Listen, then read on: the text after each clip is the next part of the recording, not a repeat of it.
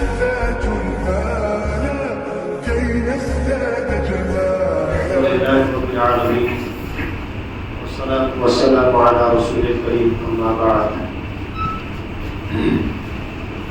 أعوذ بالله من الشيطان الرجيم. بسم الله الرحمن الرحيم. لا يحب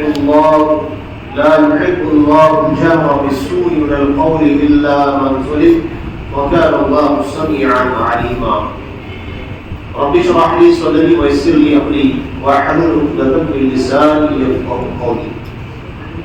حضرات خواتین، قرآن کریم کا چونکہ آج سورۃ النساء میں سے کچھ حصہ قرآن کریم کا تلاوت کیا گیا ہے، تو میں نے آج سورۃ النساء کی چند آیتوں کا انتخاب کیا ہے. اللہ تبارک و تعالیٰ فرماتا ہے کہ اللہ تبارک و تعالیٰ اس بات کو پسند نہیں کرتا کہ کوئی کسی کو علانیہ برا کرے مگر وہ جو مظلوم ہو، اور خدا سنتا ہے اور جانتا ہے. یہ آیت کریمہ اس کا کیا معنی ہے؟ حضرت ابن عباس رضی اللہ عنہ اس آیت کریمہ کی تفسیر میں کہتے ہیں کہ کسی مسلمان کے لیے یہ جائز نہیں ہے کہ دوسرے مسلمان کو بد دعا دے. ہاں، لیکن جس پر اس نے ظلم کیا ہے اس کو وہ بد دعا دے سکتا ہے. اگر کسی مسلمان نے کسی پر ظلم کیا ہے تو جس پر ظلم ہوا ہے وہ مظلوم جو ظالم ہے اس کو بد دعا دے سکتا ہے. اس کی اجازت ہے باقاعدہ، اور علانیہ بھی وہ اس چیز کو جو ہے ظاہر کر سکتا ہے. اس کے تعلق سے حدیث میں ہمیں وضاحت ملتی ہے کہ اللہ کے نبی صلی اللہ علیہ وسلم کے دور میں ایک شخص اللہ کے نبی کے پاس آیا اور آ کر اپنے پڑوسی کی شکایت کہا کہ میرا پڑوسی مجھے بہت تنگ کرتا ہے. اللہ کے نبی صلی اللہ علیہ وسلم نے اس شخص کو رائے دی کہ تم ایسا کرو کہ تمہارے گھر کا جو سامان ہے، جو فرنیچر ہے، وہ لا کر راستے پر رکھ دو، اور پھر جو بھی راستے سے آنے جانے والا کو پوچھے گا اس کو تم یہ بتاؤ کہ میرا پڑوسی مجھے بہت تنگ کرتا ہے، اس لیے میں نے سامان جو ہے وہ راستے پہ رکھا ہوتا ہے. تو ویسے ہی کیا اس نے کہ جو بھی راستے میں آنے جانے والے لوگ تھے پوچھتے تھے کہ بھائی کیا ہوا ہے، ایسا سامان تم باہر رکھ کے کیوں بیٹھے ہو، تمہارا گھر ہے، تم گھر کے اندر چلے جاؤ. تو وہ شخص کہتا تھا کہ میرا پڑوسی مجھے بہت تنگ کرتا ہے. تو آنے جانے والے لوگ اس کو بد دعا دیتے تھے، اس کا بیڑا گرک ہو، اس کا برا ہو. لہذا یہ بات اس کو معلوم پڑی جو تکلیف دے رہا تھا پڑوسی. پھر وہ آیا اس شخص کے پاس، آ کر اس کو ریکویسٹ کی، منتقی کی، سماجتی کی کہ نہیں بھائی آؤ، اب مرتے دم تک میں تم کو تکلیف نہیں پہنچاؤں گا. لہذا اس طرح سے وہ معاملہ رفع دفع ہو گیا. اور بھی بہت سارے معاملے ہوتے جہاں انسان پر ظلم ہوتا ہے. ایسا کہ تفسیر ابن کثیر میں آتا ہے کہ ایک انسان کسی کا مہمان بن کے جاتا ہے، اگر اس کی مہمان نوازی نہ کرے، اس کی ضیافت نہ کرے، تو اس کو حق بنتا ہے کہ وہ لوگوں کے سامنے اس بات کا اظہار کرے کہ میں گیا تھا مہمان بن کر، لیکن مجھے انہوں نے کھلایا اور پلایا نہیں، مجھے بھوکا رکھا ہوں. بلکہ یہاں تک بتایا گیا ہے کہ اگر جس کے یہاں مہمان بن کر وہ گیا ہے، اگر وہ اس کی ضیافت نہ کرے، اس کی مہمان نوازی نہ کرے، تو پھر ہر مسلمان کی ذمہ داری ہے کہ اس مہمان کی مہمان نوازی کی جائے. بلکہ یہ بھی بتایا گیا تفسیر ابن کثیر کے اندر کہ اگر رات بھر پوری وہ ویسے ہی گزارتا ہے وہ شخص جو مہمان ہے، اور وہ رات بھر اس کی ضیافت نہیں کی جاتی، تو پھر صبح وہ ایسے ہی خالی پیٹ رہتا ہے، اس کی ضیافت نہیں کی جاتی، اس کی مہمان نوازی نہیں کی جاتی، تو اس شخص کے اوپر قرضہ ہے، اس کے اوپر گویا کہ قرض آ گیا. چاہے وہ قرضہ ادا کرے، چاہے وہ قرضے کو ایسے ہی رکھ دے، یعنی اس کے اوپر اتنا کا بوجھ ڈال دیا گیا. تو اس کے اندر ہمیں ایک بات سمجھ میں آتی ہے کہ بعض دفعہ انسان پر جب ظلم ہوتا ہے تو لوگوں کے سامنے اس کو بیان کیا جانا چاہیے. اس کا ظلم کا بدلہ بھی لینے کا جو ہے ذکر ملتا ہے. قرآن کریم میں اور ایک مقام پر اللہ فرماتا ہے کہ اگر ظالم سے اگر مظلوم بدلہ لیتا ہے تو اس پر کوئی مواخذہ نہیں ہے، کوئی اس کے اوپر پکڑ نہیں ہے. پھر اللہ کے نبی صلی اللہ علیہ وسلم نے فرمایا کہ 2 گالیاں دینے والوں میں سے سب سے زیادہ ظلم و یا سب سے زیادہ گناہ اس شخص کے لیے ہے جس نے گالی دینے کی شروعات کی ہے، جس نے گالی کی ابتدا کی، اس پر زیادہ جو ہے وہ بار پڑے گا گناہوں کا۔ اور پھر یہ بتایا گیا کہ اگر کوئی ظلم آپ پر کر رہا ہے تو اتنا ہی ظلم اس پر آپ کر سکتے ہیں، اس سے زیادہ آپ ظلم نہیں کر سکتے۔ اگر کسی نے آپ پر ظلم کیا ہے، اگر کسی نے آپ پر بہتان لگایا ہے، غلط الزام لگایا ہے، تو علماء کہتے ہیں اس کے مقابلے میں تم غلط الزام لگا سکتے ہو۔ اس بات کو اگر دلیل بنا لیا جائے کہ نہیں اس نے میرا نام اس نے جو ہے بگاڑا ہے، اس پر جھوٹا الزام لگایا ہے اس نے، یہ بھی تو ظلم ہوا، لہٰذا میں بھی جھوٹا الزام اس پر لگاؤں گا، اس کو حدیث میں بہتان کہا جاتا ہے۔ یعنی جو چیز اس کے اندر ہے ہی نہیں، اس چیز کے بارے میں تم کہو کہ فلاں نے ایسا کیا ہے تو یہ بہتان ہے، اس کی اسلام میں اجازت نہیں ہے۔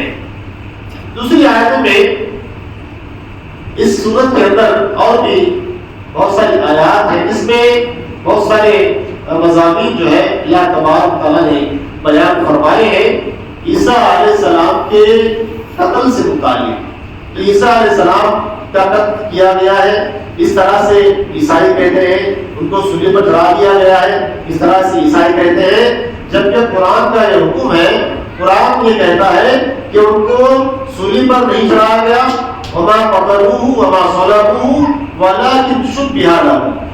اللہ تعالیٰ نے لوگوں کے دلوں میں ایک طرح کا شبہ ڈال دیا، ان کو نہ قتل کیا گیا اور نہ ان کو سلی دی گئی۔ تو جب ہم اس کی تفسیر پڑھتے ہیں تو تفسیر میں پتہ چلتا ہے کہ ایک کمرے کے اندر جہاں عیسیٰ علیہ السلام نے اپنے حواریوں کو بلایا تھا اور ان سے کہا تھا کہ کون ہے جو میری شکل اختیار کر لے، کون ہے جو سولی پر چڑھنے کے لیے تیار ہو جائے، کیونکہ اس وقت کا جو بادشاہ تھا اس نے، اس میں بھی یہودیوں کی جان تھی، یہودیوں کا بہت بڑا ہاتھ رہا ہے۔ انہوں نے جب دیکھا کہ عیسیٰ علیہ السلام کوڑیوں کو اچھا کر رہے ہیں، اندھے کو مادرزاد جو ماں کے پیٹ سے اندھا پیدا ہوا ہے اس کو دم کر دیتے تھے، اس پر ہاتھ پھیر دیتے تھے تو وہ شفایاب ہو جاتا تھا، مردے کو زندہ کرتے تھے، پرندے کو مٹی کا پرندہ بنا کر اس میں پھونک مارتے تھے وہ اڑ جاتا تھا۔ تو ایسے کرامات اللہ تبارک تعالیٰ نے، ایسے معجزے اللہ تعالیٰ نے عیسیٰ علیہ السلام کو عطا فرمائے تھے۔ یہودیوں کو جب یہ تمام چیزیں دیکھی تو ان سے رہا نہ گیا، ان کے پیٹ میں درد شروع ہوا، کسی بھی طرح سے عیسیٰ علیہ السلام کے خلاف انہوں نے سازشیں شروع کر دی، یہاں تک اس وقت کا جو بادشاہ تھا دمشق کا، اس کے پاس سے لوگ آئے اور آ کر جو ہے رونا دھونا شروع کر دیا اور کہا کہ اس آدمی نے بڑا ظلم کر رکھا ہے، اس آدمی نے بہت ہی فساد مچا رکھا ہے، لہذا اس کے نام پر کوئی وارنٹ نکالو۔ پھر اس بادشاہ نے جو ہے ایک خط دے کر بھیجا کہ ان کو سولی پر چڑھا دیا جائے تاکہ لوگ جو ہے ان سے چھٹکارا پا جائیں۔ تو جب یہ بات عیسیٰ علیہ السلام کو معلوم پڑتی ہے تو اپنے حواریوں کو بلاتے ہیں، بلا کر جو ہے ان کو مشورہ کرتے ہیں، پھر ان میں سے ایک شخص تیار ہوتا ہے کہ میں جو ہے تیار ہو جاؤں گا، میں سولی پر چڑھ جاؤں گا۔ پھر اللہ تبارک تعالیٰ قدرت ہے اس کی شکل اور صورت جو ہے عیسیٰ علیہ السلام جیسی بن جاتی ہے اور اللہ تبارک تعالیٰ عیسیٰ علیہ السلام کو آسمان کی طرف اٹھا لیتا ہے۔ تو یہ قرآن کریم کا یہ پیغام ہے کہ عیسیٰ علیہ السلام کو نہ ہی سولی پر لٹکایا گیا اور نہ ہی ان کا قتل کیا گیا، بلکہ ان کی جیسی ایک شکل والے انسان کو سولی پر لٹکا دیا گیا یا پھر جو ہے وہ قتل کیا گیا۔ قیامت کے قریب عیسیٰ علیہ السلام اس دنیا میں پھر سے آئے تھے، ان کی عمر 35 یا 36 سال کی تھی، دنیا میں آئیں گے، پھر جو ہے کئی سال تک اس دنیا میں رہیں گے، دجال کو ختم کریں گے، یاجوج اور ماجوج آئیں گے اس دور میں جب عیسیٰ علیہ السلام کی دنیا میں آئیں گے، اللہ تعالیٰ سے وہ دعا کریں گے، یاجوج ماجوج جو کہ بہت بڑا جو ہے بہت بڑی بہت زیادہ تعداد میں وہ لوگ ہوں گے۔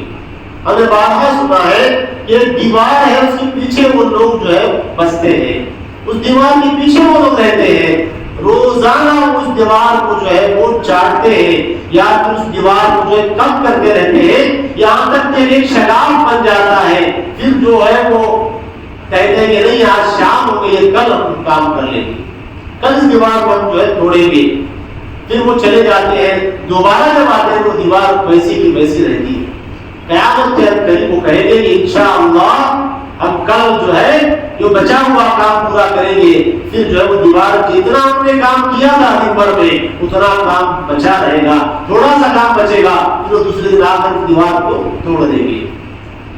اس کا ذکر جو ہے انشاءاللہ سورہ کہف میں آئے گا. سورہ کہف میں اس کی تفسیر آئی ہے. ذوالقرنین جو ہے انہوں نے اس دیوار کو بنایا تھا. اس کے بعد جو ہے عیسیٰ علیہ السلام دنیا میں آئیں گے, جزیے کو ختم کر دیں گے, ٹیکس ختم ہو جائے گا, سب طرف اسلام ہو جائے گا, سب لوگ اسلام لے آئیں گے. اس کا ذکر بھی اللہ تعالیٰ نے اس میں کیا ہے کہ سب لوگ جو ہے عیسیٰ علیہ السلام پر ایمان لائیں گے, کوئی عیسائی نہیں بچے گا, سب لوگ جو ہے مسلمان ہو جائیں گے, جزیہ ختم کر دیں گے, خنزیر کو ختم کر دیں گے, صلیب کو توڑ دیں گے. اور اس کے بعد جو ہے دجال کا خاتمہ جو ہے وہ عیسیٰ علیہ السلام کے ہاتھوں سے ہی ہونے والا ہے, اس کو کوئی نہیں مار سکتا. دجال کو صرف عیسیٰ علیہ السلام ہی ماریں گے. مقام لد ایک مقام ہے جہاں پر آج اسرائیل کا ایئرپورٹ بتایا جاتا ہے, اسی مقام پر جو ہے وہ تیر کے ذریعے سے یا نیزے کے ذریعے سے دجال کا وہ خاتمہ کریں گے. دجال کو دیکھ کر جو ہے بھاگنے لگے گا. جیسے ہی عیسیٰ علیہ السلام آ جائیں گے, دجال کو دیکھ کر تفسیر میں آتا ہے کہ ان کو دیکھ کر وہ بھولنے لگے گا, پگھلنے لگے گا. عیسیٰ علیہ السلام کو دیکھ کر وہ پگھلنا شروع ہو جائے گا, بھولنا شروع ہو جائے گا, بھاگے گا, اس کا وہ پیچھا کریں گے اور مقام لد پر اس کو وہ ختم کر دیں گے. پھر جو یاجوج ماجوج آئیں گے, یہ بڑی خطرناک قوم ہوگی. ایک جھیل کے قریب سے یہ لوگ آئیں گے اور اس جھیل کا پانی پوری طرح سے پی کر ختم کر دیں گے. پیچھے آنے والے جو لوگ ہوں گے وہ کہیں گے کہ شاید یہ پانی تھا یا نہیں تھا, وہ کنفیوز ہو جائے گا. یعنی اتنی تعداد میں وہ لوگ, زمین میں جتنے بھی لوگ ہیں سب کو قتل کرنا شروع کر دیں گے. اور بتایا جاتا ہے کہ ان کی ہائٹ بہت چھوٹی چھوٹی ہوگی, زیادہ لمبے چھوٹے نہیں ہوں گے, بلکہ چھوٹے چھوٹے 2-2 فٹ کے یا 3 فٹ کے جو ہے ان کی ہائٹ بتائی جاتی ہے. لیکن کثرت سے وہ تعداد ہوگی, کثرت سے اور زیادہ اتنی تعداد ہوگی کہ انلمیٹڈ, اتنی تعداد میں لوگ ہوئے. اور قیامت کے اندر لوگ آئیں گے. ان یأجوج ومأجوج مفسدون فی الارض, سورہ کہف میں آیا ہے کہ بے شک یاجوج اور ماجوج یہ زمین میں فساد برپا کریں گے. قیامت کے قریب یہ لوگ آئیں گے. تو عیسیٰ علیہ السلام اللہ سے دعا کریں گے, لوگ پریشان ہوں گے. اللہ تعالیٰ کی گردنوں میں ایک بیماری, ایک گاندھی پیدا کر دے گا جس کی وجہ سے ایک ساتھ سب مر جائیں گے, ایک ساتھ. پھر ان کی لاشوں سے جو بدبو آئے گی اس سے لوگ پریشان ہو جائیں گے. پھر عیسیٰ علیہ السلام اللہ سے دعا کریں گے, لہٰذا اللہ تبارک و تعالیٰ اونٹوں کی جیسی گردنوں والے بڑے بڑے پرندے بھیج دے گا. پھر وہ ان کو لے جا کر جو ہے وہ وہاں سے دوسری جگہ پر پھینک دیں گے. پھر اللہ تعالیٰ بارش برسائے گا, پھر سے جو ہے وہ وہاں پر فضا پوری طرح سے پاک اور صاف ہو جائے گی. تو عیسیٰ علیہ السلام کا قیامت کے قریب آنا احادیث میں بہت سارے احادیث پر اس کا ذکر ملتا ہے. اور قرآن آیت سے ایک جو ہے نقطہ بھی علماء نکالتے ہیں کہ عیسیٰ علیہ السلام بڑھاپے کی عمر تک ان کی عمر ہوگی. لیکن جب دنیا سے گئے تھے تب وہ جوان تھے, لہٰذا بڑھاپے کی عمر تک دنیا میں رہیں گے. تو اس کا مطلب وہ دنیا میں پھر سے آئیں گے. دمشق کی ایک مسجد, ایک سفید ناروں والے مسجد میں ان کو فرشتوں کے ذریعے سے جو ہے وہ لایا جائے گا. تو بہرحال بہت ساری باتیں اس کے تعلق سے ہیں. تو عیسیٰ علیہ السلام کے تعلق سے جو عیسائیوں کا عقیدہ ہے کہ ان کو ہم نے مار دیا یا قتل کر دیا یا سولی دے دی گئی, تو یہ بات جو ہے وہ صحیح نہیں ہے. بلکہ قرآن جو بات کہتا ہے وہ حق بات ہے کہ اللہ تعالیٰ نے ان کو آسمانوں کو اٹھا لیا ہے اور قیامت کے اندر دنیا میں پھر سے ان کا نزول ہوگا. اور بھی بہت ساری باتیں ہیں. مطلب بلکہ خدا نے ان کو اپنی طرف اٹھا لیا ہے, بلکہ اللہ نے ان کو اپنی طرف اٹھا لیا ہے. اور اللہ غالب اور حکمت والا ہے. اللہ کے لیے بات جو ہے آسان ہے, ہمارے لیے بات مشکل ہے. اور کوئی اہل کتاب نہیں ہوگا ان کی موت سے پہلے ان پر ایمان لے آئے گا, کوئی نہیں بچے گا, سب لوگ ایمان لے آئیں گے اور وہ قیامت کے دن ان پر گواہ ہوں گے. تو اللہ تعالیٰ سے دعا کرتا ہوں اللہ تبارک تعالیٰ تمام کو قرآن کریم پڑھنے کی, سمجھنے کی, اس میں غور و تدبر کرنے کی اور اس پر عمل کرنے کی توفیق عطا فرمائے. وآخر دعوانا الحمد للہ رب العالمین.